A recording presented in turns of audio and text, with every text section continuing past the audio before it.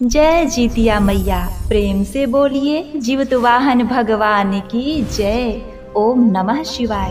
आप सभी माताओं बहनों को जीवित पुत्रिका व्रत की बहुत बहुत शुभकामनाएं।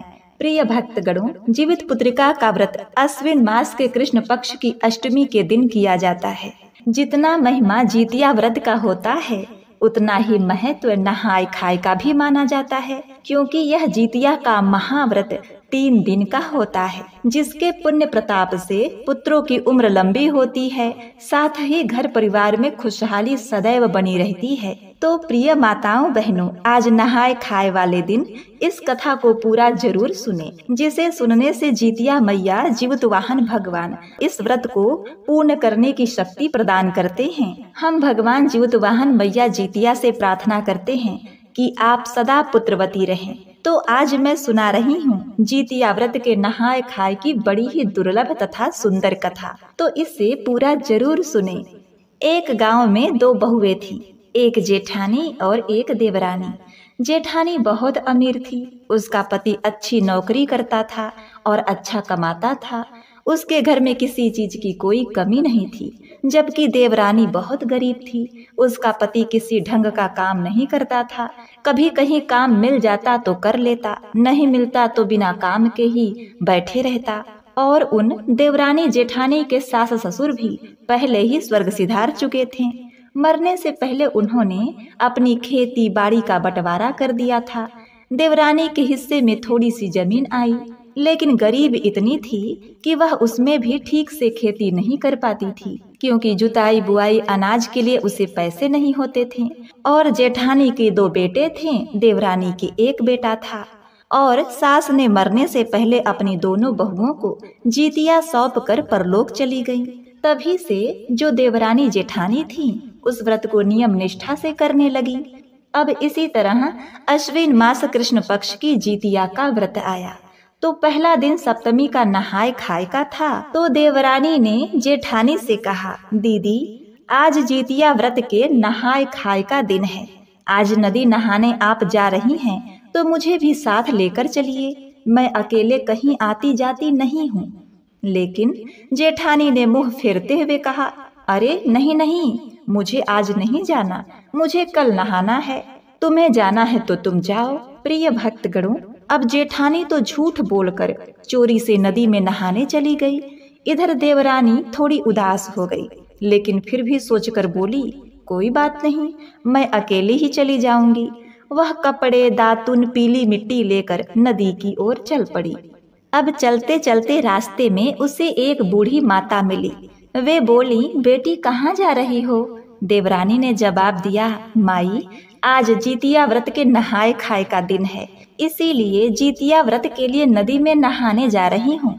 तो बूढ़ी अम्मा बोली, बेटी मुझे भी अपने साथ नदी तक लेकर चलो, मुझे भी व्रत करना है और मुझसे ठीक से चला नहीं जाता। देवरानी ने कहा, ठीक है माता जी, यदि आपको चला नहीं जाता तो मैं आपको लेकर चलती हूँ। अब देवरानी ने बुढ़िया माई का हाथ पकड़ लिया और नदी किनारे लेकर जाने लगी। कभी पीठ पर बैठाती तो कभी गोद में उठाकर जैसे तैसे नदी किनारे पहुंची। नदी के घाट पर पहुंचकर देवरानी ने सबसे पहले बूढ़ी माता को अच्छे से नहलाया, पीली मिट्टी से बाल धोकर उसे सुखाया, बाल सवार कर कपड़े पहनाए और फिर उन्हें घाट की सीढ़ियों पर बैठा दिया। इसके बाद वह स्वयं गंगा में स्नान करने लगी। तो बूढ़ी माता ने कहा, बेटी जब डुबकी लगाओ तो अपनी साड़ी का पल्लू खोलकर आंचल फैलाकर जीतिया मैया से जो भी मांगना हो मांग लेना। अब देवरानी के मन में कोई लालच नहीं था, वह जब जब डुबकी लगाती तब तब जय गंगा मैया, जय जीतिया मैया, जय हो जीवित वाहन भगवान, ऐसे बोलकर डुबकी लगाने लगी। अब पहली डुबकी में उसके फटे पुराने कपड़े सुंदर और नए हो गए। अब इसके बाद दूसरी बार जब उसने डुबकी लगाई तो उसके शरीर पर जितना भी पीतल गीलट के आभूषण थे, वह सारे सोने चांदी में बदल गए। हाथ में कांच की चूड़ी सोने की हो गई। तीसरी डुबकी में उसके आंचल में हीरे मोती आ गए। चौथी डुबकी में उसके चेहरे की झुर्रियां गायब हो गईं, उसका रूप निखर गया। और 5वीं डुबकी में वह अखंड पुत्रवती हुई, उसका सौभाग्य बढ़ गया। यह सब देखकर वह तो हैरान रह गई। तो बूढ़ी माता ने कहा, बेटी, यह सब तुझे जितिया मैया ने आशीर्वाद के रूप में दिया है, सो यह सब कुछ तेरा है। तू इसे लेकर घर चली जा। वह नहा धोकर जितिया मैया और जीवतवाहन भगवान का जय जयकार करते हुए घर पहुंची। देवरानी जब घर पहुंची तो उसका बेटा बहुत भूखा था। उसके पति को उस दिन कोई भी काम नहीं मिला था, इसलिए वह भी घर पर ही था। तो जल्दी से उसने एक हीरे को सोनार के पास बेच दिया और उससे जो धन मिला उससे उसने बहुत ही स्वादिष्ट पकवान बनाया और अपने बच्चे, अपने पति को खिलाया और खुद भी खाई। अगले दिन जितिया का व्रत था तो उसने जितिया का व्रत रखा। धीरे धीरे उसने बहुत बड़ा घर बनवा लिया, जमीन खरीद ली, गाय भैंस हो गए, गाड़ी मोटर हो गई और वह बहुत संपन्न हो गई। अब इधर 6 महीने में ही देवरानी की समृद्धि देखकर जेठानी को जलन हुई। वह सोचने लगी, अचानक से इसके पास इतना धन कहाँ से आ गया, पता तो लगाना पड़ेगा। अब जेठानी ने खूब घी डालकर सूजी का हलवा बनाया और उसे लेकर देवरानी के घर गई और बोली, आज घर पर मैंने हलवा बनाया था तो सोचा कि तुम्हारे बच्चे के लिए लेती चलूं। देवरानी ने जेठानी का खूब आदर सत्कार किया। अब उसके बाद जेठानी ने हाल चाल पूछने के बहाने बातों ही बातों में देवरानी से पूछा कि देवर जी की तो कुछ खास कमाई तो है ही नहीं, फिर भी इतनी जल्दी इतनी बड़ी कोठी, गाड़ी घोड़ा, कपड़े, सोना चांदी कहाँ से आए? तो देवरानी ने सब कुछ सच सच बता दिया। देवरानी की बातें सुनकर जेठानी पछताने लगी कि उस दिन अगर मैं इसके साथ गई होती तो यह सब कुछ मुझे भी मिलता। अब तो जैसे जेठानी की रातों की नींद उड़ गई। वह अगले साल जितिया व्रत की प्रतीक्षा करने लगी। फिर जब अगला साल आया, 1 साल बाद जितिया का व्रत फिर से आया। इस बार जेठानी बिना किसी को बताए ही नहाए खाए वाले दिन नदी नहाने चली गई। रास्ते में वही बूढ़ी माता जो देवरानी को मिली थी, जो स्वयं जितिया मैया थी, जेठानी को मिली और बोली, बेटी, तुम कहाँ जा रही हो? तो जेठानी ने कहा, माँ जी, मैं नदी में स्नान करने जा रही हूँ। तो बुढ़िया माई ने कहा, बेटी, मुझे भी नदी तक पहुँचा दो, मुझे भी जितिया का व्रत करना है। तो जेठानी ने कहा, जब चला नहीं जाता तो व्रत क्यों कर रही हो? इतना कहकर जेठानी वहां से चली गई। जब नदी तक पहुंची तो देखा कि बूढ़ी अम्मा उससे पहले ही पहुंच चुकी हैं। जेठानी ने इतनी जल्दी पहुंचने का उनसे कारण पूछा तो बुढ़िया माई कहने लगी, हे बेटी, एक बैलगाड़ी वहां से जा रहा था तो मैं उसी पर बैठकर आ गई। प्रिय भक्तों, जेठानी नदी में नहाने लगी तो बूढ़ी माँ ने उसे भी 5 बार डुबकी लगाने को कहा और आंचल का पल्लू खोलकर उसे फैलाकर कुछ मांगने को कहा। अब जेठानी ने जब पहली बार डुबकी लगाई तो उसके पहने हुए सभी कपड़े पुराने हो गए और कटे फटे हो गए। दूसरी डुबकी लगाने पर उसका सोने चांदी का जो जेवर था, जो उसने पहना था, वे सभी सांप बिच्छू में बदल गए। तीसरी डुबकी में उसके तिजोरी में जितना पैसा था सब नष्ट हो गया और उसका घर गिर गया। चौथी डुबकी में उसने अपने बच्चे की उम्र लंबी मांगी तो घर गिरने से बच्चे दबकर मर गए। 5वीं डुबकी में उसने अपने स्वास्थ्य की कामना की तो उसके शरीर में भयानक दर्द होने लगा। वह पानी से किसी तरह मुश्किल से निकली तो बूढ़ी माँ जोर जोर से हंसने लगी और बोली, जिसे दुख में सहारा चाहिए था उसे तुमने छोड़ दिया। तुम्हारी लालच घमंड के कारण ही तुझे ये सजा मिली है। प्रिय भक्तों, अब जेठानी चल भी नहीं पा रही थी तो यह खबर उसके पति तक पहुंची तो उसका पति उसे लेकर घर पहुंचा। देखा कि घर गिर चुका है और बच्चे भी दबकर मर गए हैं। यह सब देखकर जेठानी दहाड़े मारकर रोने लगी। अब इस बात की जानकारी देवरानी को हुई तो देवरानी दौड़ी दौड़ी आई और जेठानी ने सारी बातें बताई। देवरानी रोने लगी और जितिया मैया से हाथ जोड़कर प्रार्थना करने लगी कि हे जितिया मैया, यदि आज मेरी जेठानी के बच्चे जीवित न हुए तो संसार में कोई माँ आप पर विश्वास नहीं करेगी, सबका भरोसा उठ जाएगा। हे माँ, कृपा करो माँ, बच्चे को जीवित कर दो। अब उसी समय जितिया मैया प्रकट हो गई और बोली, बेटी, तेरी निस्वार्थ भक्ति और प्रार्थना से मैं प्रसन्न हूँ और फिर जितिया मैया ने आशीर्वाद दिया तो जेठानी के बच्चे फिर से जीवित हो गए। उसका गिरा हुआ घर फिर से बन गया, उसका शरीर भी फिर से स्वस्थ हो गया, उसके तिजोरी में धन दौलत आ गए, फटा पुराना कपड़ा फिर से सुंदर हो गया। जितिया मैया ने देवरानी और जेठानी को मिलजुल कर जितिया व्रत करने को कहा और कहा, एक दूसरे से बिना ईर्ष्या करे तुम सब जितिया का व्रत करना तो तुम्हारा पूरा परिवार अखंड सुखी रहेगा। अब देवरानी जेठानी मिलजुल कर जितिया का व्रत करने लगी। जो निस्वार्थ भाव से बिना किसी लालच के सच्चे मन से व्रत करता है उसी को सच्चा फल मिलता है। इसीलिए बिना किसी स्वार्थ की सच्ची भक्ति से माताओं द्वारा यह व्रत करने से उनकी संतान की उम्र लंबी होती है, उनके परिवार में सदैव खुशहाली रहती है और उनके वंश की वृद्धि होती है। हे जितिया मैया, हम सभी भक्तिन पर अपनी कृपा सदा बनाए रखना, सबका भला करना। प्रेम से बोलिए जितिया मैया की जय हो जीवित वाहन भगवान। प्रिय भक्तगणों, अब आइए सुखिया दुखिया की कथा का श्रवण करते हैं। तो आप सुनिए जीवित पुत्रिका व्रत की सुखिया और दुखिया की कहानी। दो बहनें थीं, एक का नाम था सुखिया और दूसरी का नाम था दुखिया। दोनों के नाम की तरह ही इन दोनों का भाग्य भी था। सुखिया अमीर थी और हमेशा सुखी रहती थी और दुखिया के नाम के मुताबिक वह गरीब थी, वह बहुत ही दुखी रहती थी। दोनों बहनों की शादी एक ही गांव में हुई थी। सुखिया के घर में दुखिया काम किया करती थी, साफ सफाई करना, खाना बनाना, और जो खाना बच जाता सुखिया वो खाना दुखिया को दे दिया करती थी। इस तरह से दुखिया का घर चल रहा था। समय बीतता गया। दोनों बहनों के दो पुत्र थे, यानी सुखिया के दो पुत्र और दुखिया के दो पुत्र। जब जितिया का व्रत आया तो हमेशा की तरह दोनों बहनों ने जीवित पुत्रिका का व्रत रखा। उस दिन दुखिया सुखिया के घर में काम करने गई। व्रत के दिन दुखिया ने सुखिया के घर चावल को फटकारा और साफ किया, जिससे जो खुद्दी निकली उसे अपने पास रख ली और साफ चावल को सुखिया को दे दिया।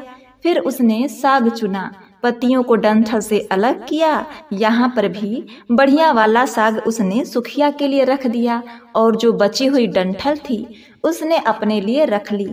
और अब दुखिया सुखिया के घर खाना बनाकर अपने घर चावल की खुद्दी और साग का डंठल लेकर आ गई और इसी चावल की खुद्दी और साग की डंठल से खाना बनाकर उसने अपने बच्चों को खिला दिया और खुद भी खाया।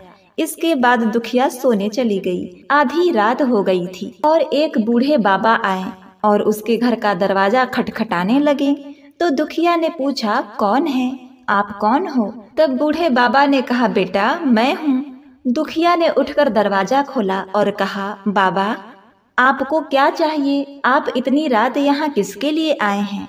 तब बूढ़े बाबा ने कहा, बेटी मुझे बहुत भूख लगी है, कुछ खाने को दे दो। दुखिया ने उस बूढ़े बाबा को घर के अंदर ले आई और कहा, हम लोग बहुत ही गरीब हैं बाबा, आज मैंने खुद्दी का चावल और साग का डंठल बनाया है, क्या आप उसे खाएंगे? तो बूढ़े बाबा ने कहा, हाँ बेटी क्यों नहीं खाऊंगा, मुझे भूख लगी है, मैं वही खा लूंगा। दुखिया उस बूढ़े बाबा को खाने को देती है तो बूढ़े बाबा खाना खाने के बाद कहते हैं, बेटी मुझे अच्छे से कुछ दिखाई नहीं देता, इसीलिए मैं इतनी रात के अंधेरे में अपने घर कैसे जाऊंगा। दुखिया ने कहा, कोई बात नहीं बाबा, आप यहीं पर सो जाइए और सुबह होने पर अपने घर चले जाना। तब बूढ़े बाबा रात में ही दुखिया के घर सो गए। बूढ़े बाबा थोड़ी देर बाद उठकर बोले, हे बेटी मुझे दीर्घ संका पैखाना लगा है, कहाँ जाऊं? इस पर दुखिया कहती है, बाबा मेरे घर में तो शौचालय नहीं है, इसीलिए आप उधर कोने में ही कर लो।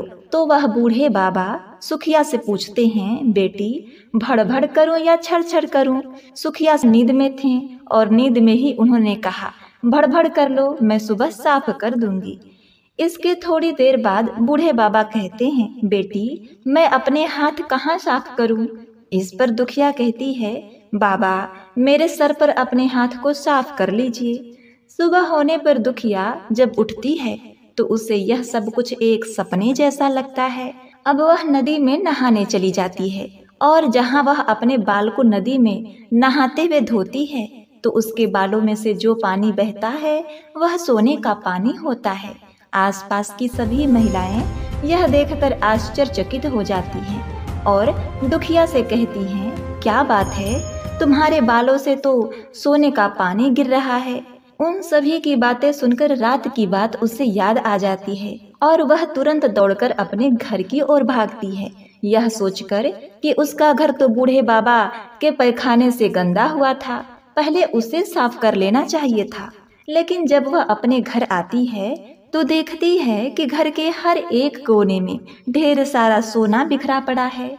यह देखकर दुखिया बहुत खुश होती है और सोचती है वह बूढ़े बाबा और कोई नहीं बल्कि जीवित वाहन भगवान थे। जीवित वाहन भगवान की ही कृपा मेरे ऊपर हुई है, जो बूढ़े के रूप में मेरे घर आए थे और इतना सारा आशीर्वाद देकर गए। अब दुखिया भी अमीर हो गई और सुखिया के घर जाकर काम करना उसने बंद कर दिया।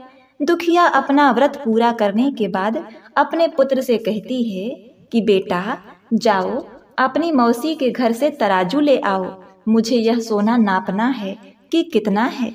बच्चा खुशी खुशी मौसी के घर जाकर तराजू मांगता है। इस पर सुखिया पूछती है, तराजू में क्या नापना है? बच्चा भोला था और उसने सारी बातें सच सच बता दी कि मेरे घर बहुत सा सोना है, माँ तराजू में सोने को ही नापेगी। सुखिया बच्चे से बोलती है, तुम्हारे पास खाने को तो कुछ नहीं है और इसमें सोना नापोगे, मुझसे झूठ बोलते हो। तब बच्चा कहता है, मौसी मैं झूठ नहीं बोल रहा। तब सुखिया सोची तराजू मांग रहा है तो कुछ जरूर नापना है, इसीलिए वह तराजू के नीचे गोंद लगा देती है और सोचती है कि जो भी नपे वह इस तराजू में चिपक जाएगा। अब इधर दुखिया ने तराजू पर सोना नापा और सोने का टुकड़ा उस तराजू में चिपक गया। जब बच्चा तराजू लौटाने आया तो सुखिया ने तराजू को पलट कर देखा कि तराजू के पीछे गोंद में क्या लगा हुआ है। उसने देखा कि यह तो सोना है। यह देखकर सुखिया सोचने लगी कि दुखिया के घर में सोना कहाँ से आ गया, इसीलिए तो वह कई दिनों से काम पर नहीं आ रही है। सुखिया दुखिया के घर जाकर देखती है तो वहाँ बहुत सारा सोना होता है और जब वह दुखिया से पूछती है कि बहन तुम्हारे पास इतना सोना कहाँ से आया जिसे नापने के लिए तुमने तराजू मंगवाया था। दुखिया मन से सच्ची और भोली थी, इसलिए उस रात वाली सारी बात उसने अपनी बहन सुखिया को बता दी। लेकिन सुखिया का मन लालची था और उसे ईर्ष्या होने लगी कि दुखिया के पास हमसे ज्यादा धन आ गया। अब तो अगले जितिया को मैं भी खुद्दी का चावल और साग का डंठल ही बनाऊंगी। फिर अगले साल जितिया का व्रत दोनों बहनों ने रखा। सुखिया के पास सब तरह का सुख था और धन भी था, लेकिन उसके बावजूद वह जितिया के दिन चावल फटक कर अच्छा वाला चावल फेंक कर खुद्दी अपने पास रख लेती है और साग को साफ करके अच्छा वाला साग फेंक देती है और डंठल अपने पास रख लेती है और उसी को बना देती है। पूजा पाठ और खा पी करके सुखिया सोने चली जाती है और आधी रात को उसके घर में जीवित वाहन भगवान बूढ़े बाबा के रूप में आते हैं और सुखिया इधर तो उसी का इंतजार कर रही थी। उसने तुरंत दरवाजा खोल दिया और वह बूढ़े बाबा उसके घर के अंदर आ गए। बूढ़े बाबा ने कहा, बेटी मुझे बहुत भूख लगी है, खाने को कुछ दे दो। इस पर सुखिया कहती है, मैंने तो खुद्दी का चावल और डंठल का साग बनाया है, तो मैं वही दे देती हूँ। बूढ़े बाबा कहते हैं, कोई बात नहीं बेटी, दे दो, मैं खा लूंगा। सुखिया ने वही खाना परोसकर बूढ़े बाबा को दे दिया और सोने चली गई। थोड़ी देर बाद बूढ़े बाबा ने कहा, बेटी मुझे रात में दिखाई नहीं देता, मैं घर कैसे जाऊंगा? तो उसने कहा, बाबा आप यहीं सो जाओ। अब बूढ़े बाबा थोड़ी देर के बाद कहते हैं, बेटी मुझे पैखाना लगा है, कहाँ करूं? तो सुखिया ने कहा, वहीं कोने में कर लो। इसके बाद बूढ़े बाबा फिर बोले कि भड़भड़ करूं या छड़ छड़ करूं? तो सुखिया को याद नहीं आता कि दुखिया ने क्या कहा था। तो वो बोली, हे बूढ़े बाबा छड़ छड़ कर लीजिए। बूढ़े बाबा ने कहा, बेटी मैं अपना हाथ कहाँ साफ करूं? इस पर सुखिया कहती है, मेरे सर पर हाथ साफ कर लीजिए। जब सुबह सुखिया उठती है तो पूरे घर में गंदगी फैली होती है। इसके अलावा उसके बाल में भी गंदगी लगी हुई थी। यह देखकर सुखिया बहुत दुखी हो जाती है और उसे अपनी बहन पर बड़ा क्रोध आता है। सुखिया गुस्सा होकर अपनी बहन दुखिया को बुलाती है और कहती है, तुमने मुझे झूठ कहा था, देखो मेरा पूरा घर गंदा करवा दिया तुमने। तो दुखिया बोली, तुमने क्या कहा था, भड़भड़ या छरछर? तो सुखिया ने बताया, मैंने तो छरछर बोला था। यह सुनकर दुखिया बोली, तुमने यहीं पर गलती कर दी, तुम्हारे पास तो सब कुछ था, किसी भी चीज की कोई कमी नहीं थी, फिर भी तुमने लालच किया। तुम्हारे घर स्वयं जीवित वाहन भगवान भेष बदल कर आए हुए थे, किंतु फिर भी तुमने उन्हें अच्छा खाना नहीं परोसा। मेरे पास तो कुछ भी नहीं था, इसलिए मैंने उन्हें खुद्दी का चावल और डंठल की साग दिया था, लेकिन अपने घर आए भगवान का तुमने अपमान किया। तुम्हारे पास सब कुछ होने पर भी तुमने लालच किया, इसीलिए तुम्हारे साथ बुरा हुआ। अपनी बहन की बातों को सुनकर सुखिया सर पकड़कर रोने लगी और दुखिया अपने घर चली गई। इस प्रकार से जीवित वाहन भगवान ने अपनी सच्ची भक्त को दया दिखाई और लालची भक्त को सबक सिखाया। तो प्रेम से बोलिए जीवित वाहन भगवान की जय। प्रिय भक्तगणों, अब आइए श्रवण करते हैं भगवान जीवित वाहन जी की आरती। आरती जित वाहन जी की, प्रभु श्री जीवन दाई की। आरती जित वाहन जी की, प्रभु श्री जीवन दाई की। थे वो गंधर्वों के राजा, किंतु सब राजपाठ त्यागा। थे वो गंधर्वों के राजा, किंतु सब राजपाठ त्यागा। वन को गए पिता के लिए, उन्होंने सेवा सारी की। प्रभु श्री जीवन दाई की। आरती जित वाहन जी की, प्रभु श्री जीवन दाई की। मिली उन्हें एक दीन नाग स्त्री, होनी थी पुत्र की उसकी बलि। मिली उन्हें एक दीन नाग स्त्री, होनी थी पुत्र की उसकी बलि। अश्रु से भरे निराशित छवि, उन्होंने उसकी व्यथा सुनी।